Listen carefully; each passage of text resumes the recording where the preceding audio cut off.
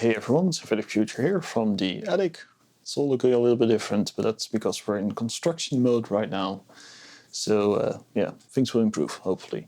So we're going to do a little bit of an impromptu show here with the Dawesome Hate VST that just came out. Kind of left field at me, didn't see that one coming.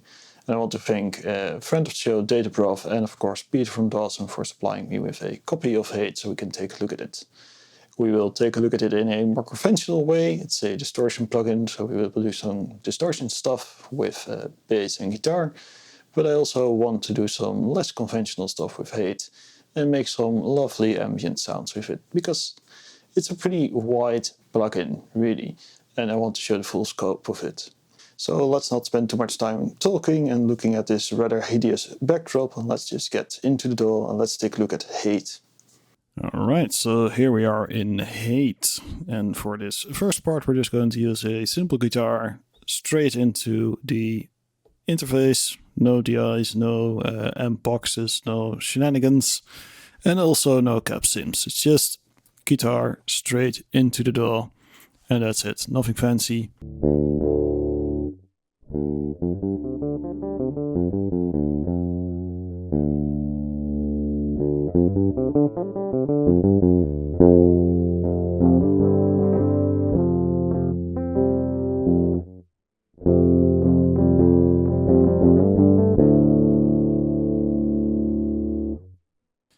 And neither will the playing be fancy, because I'm not that good a guitarist. So let's start off with the basic interface. At the top left we get the input gain, which is the gain sent into the entire plugin. Under that is some metering, so if we enable the plugin, you can see the input metering, and on the other side the output metering, and next to that is the mix for the wavetable. Now this specific wavetable is pretty clean.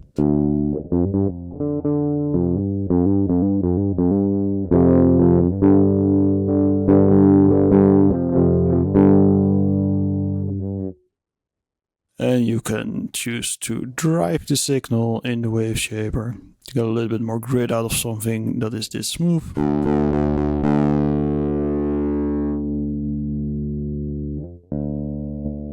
With an auto gain compensation right next to it, so if you add drive, the auto gain will automatically lower the signal to compensate.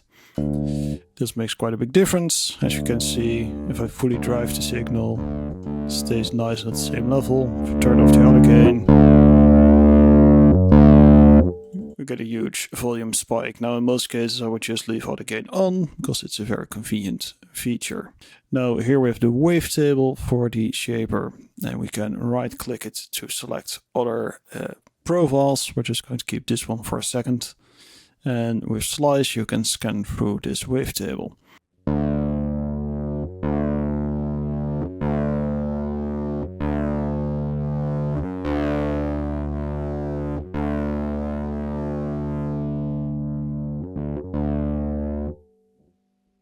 Now the rule with wavetable distortions is, or wave shaper distortions, is fairly simple. The spikier the graph, the more harsh the distortion, and the bigger the bend in the middle, the fuzzier things get. And for that we have a few controls. We have a flatten control, which is actually quite interesting. You can turn it to the left and it will start to flatten out the graph from the center. So the more I move it, the more it will flatten out. And if I move it to the right, you will actually see that the sides are moving in towards the center. So it's either moving from the center or towards the center. Now in this specific table it doesn't matter that much, because there isn't that much going on, but if you take a table that's a little bit more aggressive,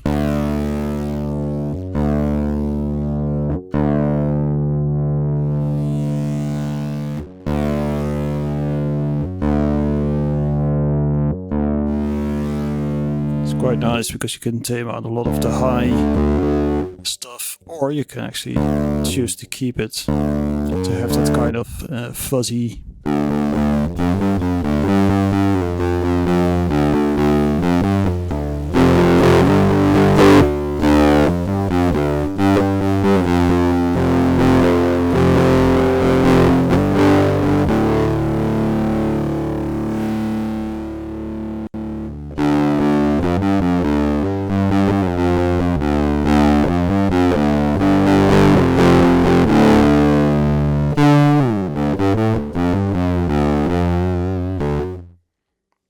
if your graph isn't spiky enough, you can actually use the edge to either flatten it out, and this actually stretches the waveform.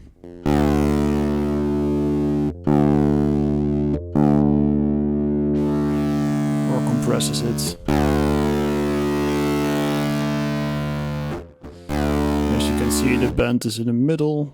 So the more we press the edge, the stronger the bend in the center.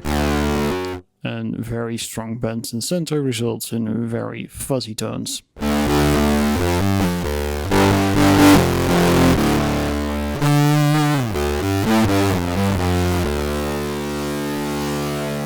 Very aggressive and trebly. You can flatten it out, of course.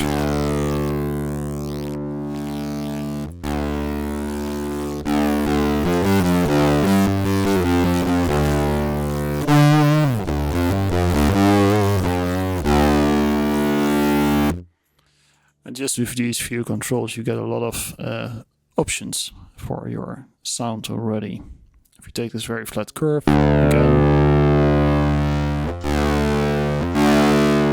you can really push it or relieve it till it's more of a saturation than a true distortion, or make it really fuzzy distortion. Warp kind of warps the edges of your wavetable.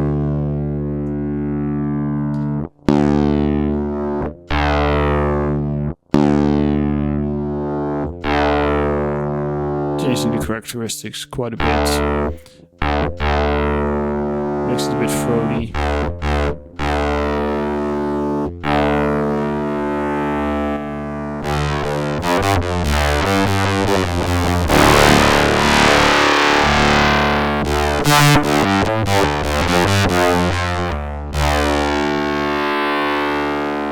Now on the side we get some extra controls. Notably, we get a frequency tilt, which allows you to apply the distortion more towards the low or the high end of the sound. Now, I didn't find it as effective as a kind of bypass that you see on some of the distortion effects. It does seem to cut out quite a fair bit of the low end still. Because this is my entire low signal, and once I start to move it up,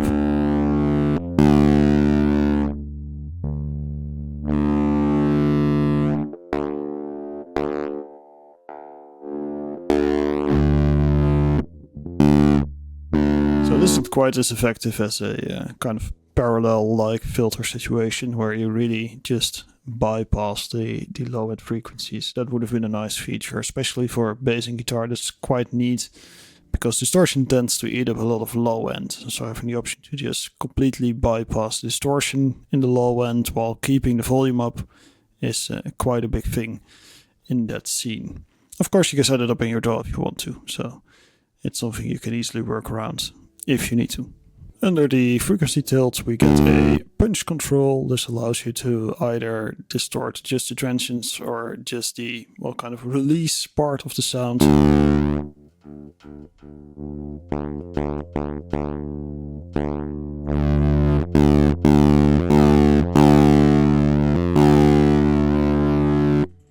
Not very effective on guitar because, well, it's not a very clear transient, so it doesn't grab the best. Still a nice little extra control to have, and for imaging you can either choose to just have the signal go through the distortion, or you can choose to take the middle or side channels, which again on a guitar, being a mono instrument, doesn't do very much at all.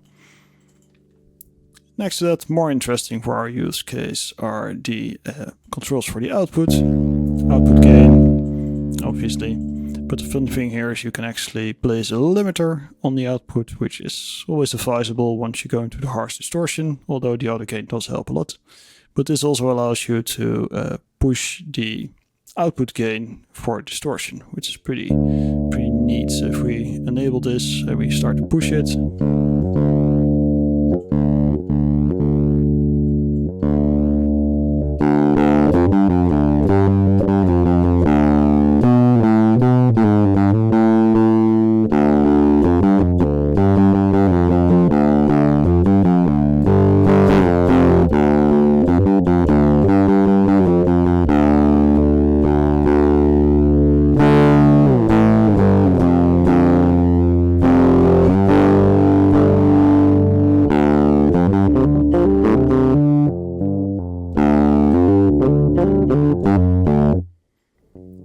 because of course with this much gain you get a lot of noise, and that's something that's hard to prevent. Which does bring up one more point, which I actually think this plugin could benefit from in the use case of acoustic instruments, is a noise gate, because it doesn't have one. Now, of course, you can use your own noise gate because it's all software, but when we're talking about nice to have features, I would say having a noise gate is not a bad feature to have. Although this guitar is fairly silent, it's not the worst, but would be nice to have. Right, that's our top section, and that's only like maybe half the plugin. I would say it's even a little bit less than half the plugin, because aside from this wavetable distortion shaper object, you also get a whole bunch of effects on top of that. And a lot of these effects, if you have used any of Dawesom's software, be it Zyclope or Iris or anything, you will be familiar with them. It's quite a neat suite of effects. We have a bunch of extra distortion algorithms, but we also get some filters, delays, reverb, chorus, modulation, and some utility effects. And that's quite a big palette of bonus sounds you get here. Now, all these effects are fairly simple in use. They have a mix control here by default.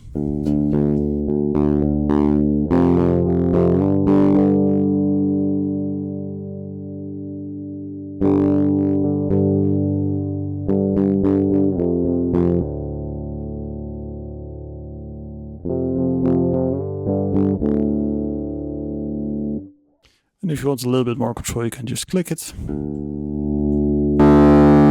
And you get more controls.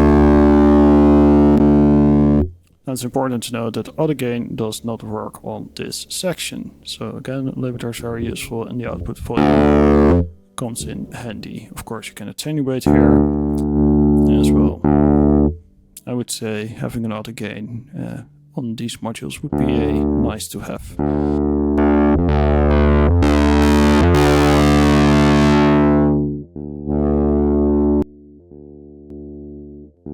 But regardless,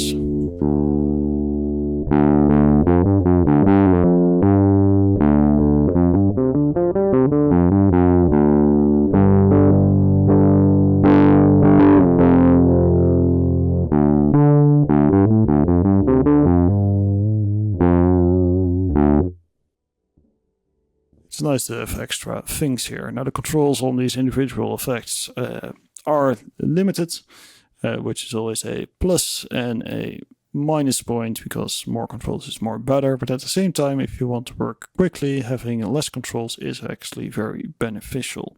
And it's better to have a few controls that are very useful than having tons of controls that are just going to keep you away from actually achieving anything. And I think for that, these modules are pretty good. Effects quality is also pretty great,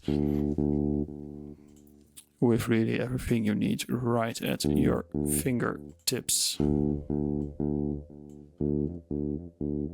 Now these are behind your effects loop, so if we just enable our table again, let's get something a little bit.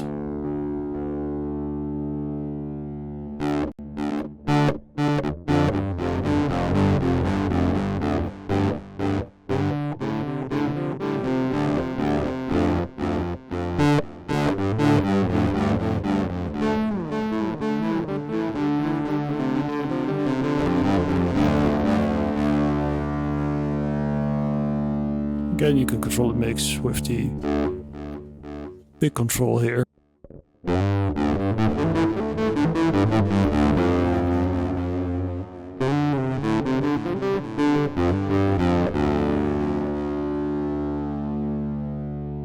And you can stack up to 6 effects, one after the other.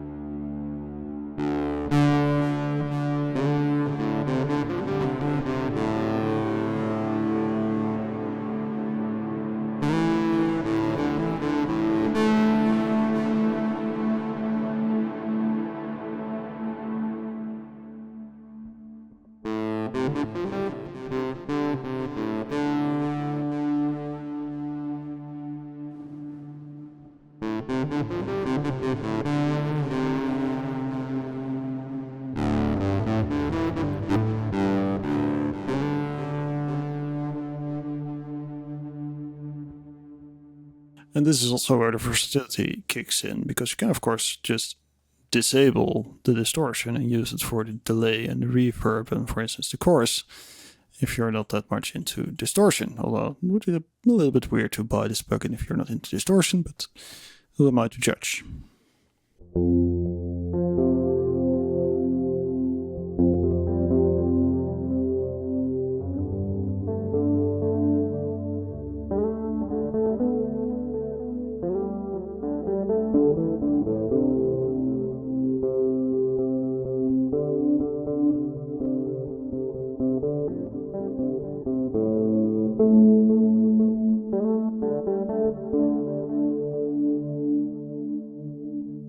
And there's some seriously good possibilities for pretty ambient-y weird stuff if you want to.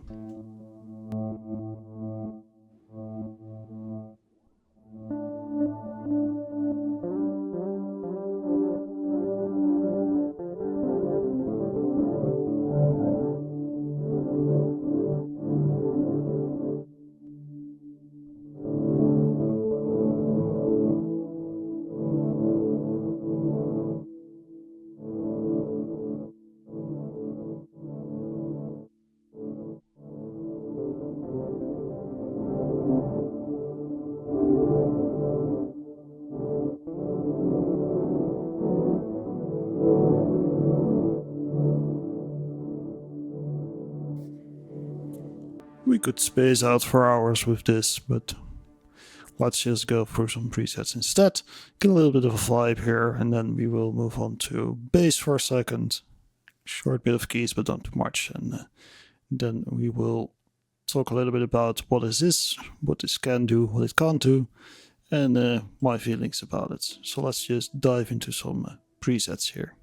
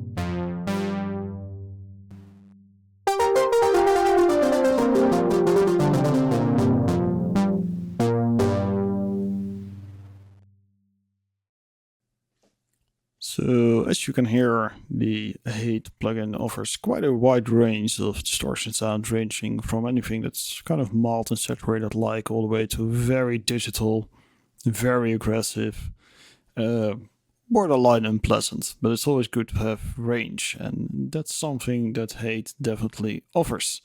Having a whole bunch of extra built-in effects is definitely nice to have, especially considering you have some modulation stuff in here as well, and some delays and reverbs that can be useful for shaping sounds.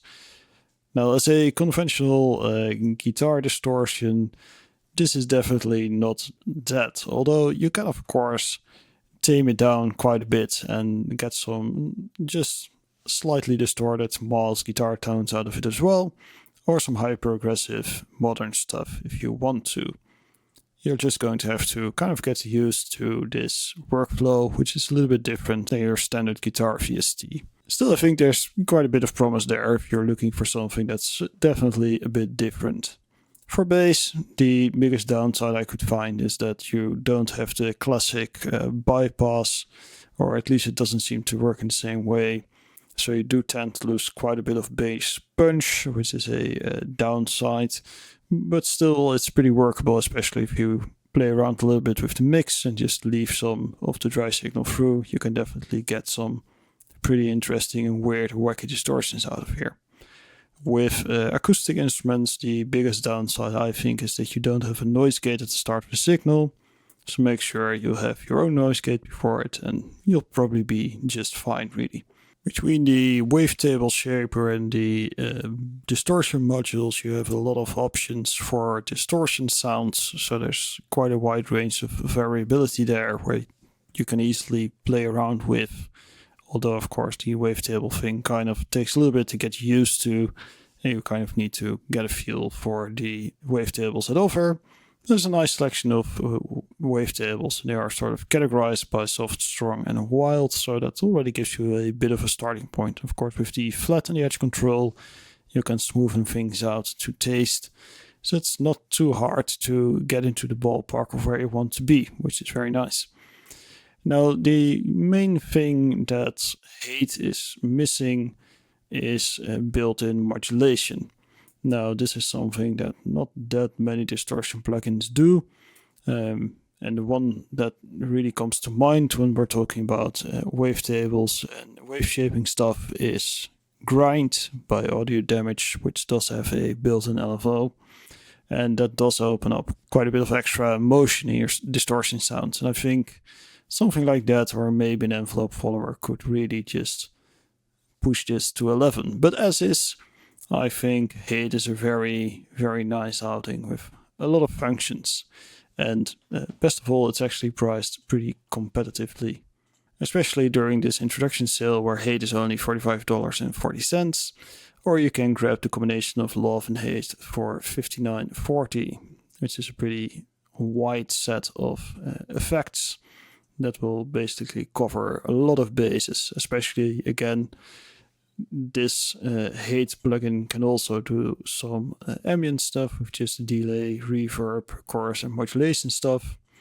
And on the other end, Love can also do a little bit of distortion, so there's a nice bit of overlap there.